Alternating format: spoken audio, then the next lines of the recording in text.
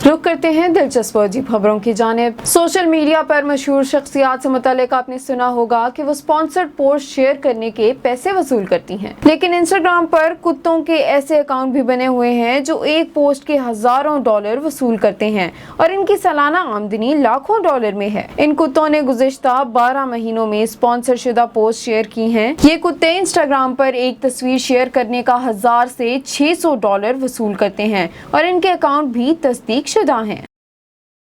सबसे लंबे हाथों और पैरों का आलमी रिकॉर्ड मिस्री बहन भाइयों के नाम। हुदा शहाता और मोहम्मद शहाता नामी मिस्री बहन भाई ने दुनिया में सबसे लंबे हाथों और पैरों समेत 5 आलमी रिकॉर्ड अपने नाम कर लिए हैं, जिसकी तस्दीक गिनीज वर्ल्ड रिकॉर्ड ने भी कर दी।